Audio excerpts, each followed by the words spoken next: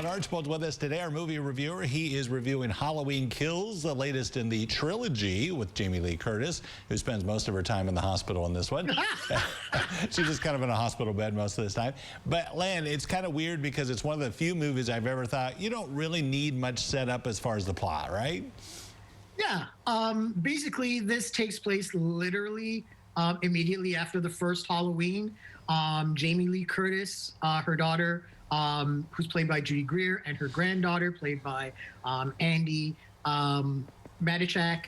They're all leaving the house, leaving Michael Myers to burn alive in Laurie Strode's trap that she set in the first 2018 Halloween. But everyone's seen the trailer where Michael Myers gets out and basically massacres all the firemen, well, all the fire people. Is that the term now?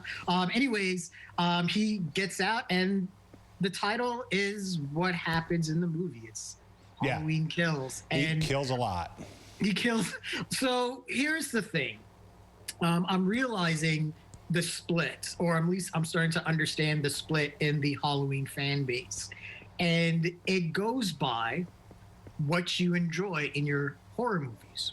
If you like gore and you like watching horror movies for kills, this is the movie for you, because Michael Myers destroys almost everything in his path and does it in absolutely graphic and horrific and sometimes even tragic ways. Or if you like the story of Laurie Strode and her fight against Michael Myers and her trauma, this is not the movie for you, because, as you said, Laurie Strode, or Jamie Lee Curtis's character, is basically wasted, which is funny, because the 2018 Halloween was all about female empowerment and was all about, Jamie Lee Curtis getting over her 40-year trauma of being chased by Michael Myers and almost dying that Halloween night in 1978.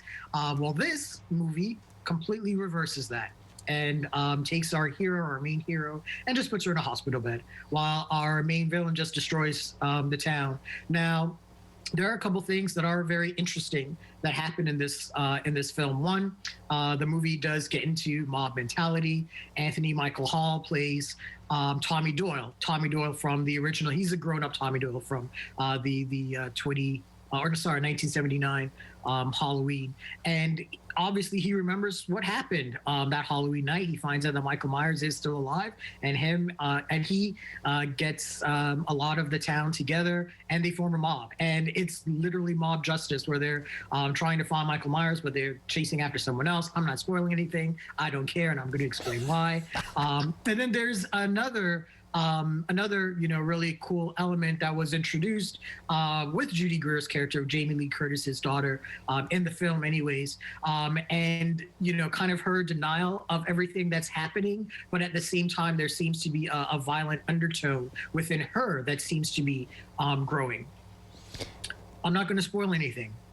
This movie ruins both of those plot lines, and just obliterates them.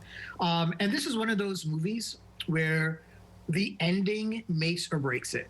There's a lot, like I said, there's a lot of really cool things that were introduced in the movie, and then the last 10 minutes unravels everything. And at that point, I was done with this movie, and I'm pretty much close to being done with this franchise, because in the grand scheme of things, there's probably really only 3 good Halloween movies, and one of those good Halloween movies doesn't even have Michael Myers in it.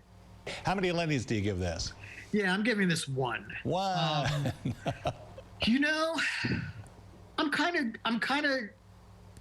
kind of want to go back to the mythology where Laurie Strode was Michael Myers' sister. You know what? Let's get out of the whole Thorn cult stuff from like Halloween 5 and 6. Sure, we can erase all that. But the mythology where Laurie Strode was Michael Myers' sister, and that was part of his motivation. You know what? I'm okay with that for canon, because David Gordon Green doesn't seem to get it after the second movie. Rob Zombie obviously did not understand that very well.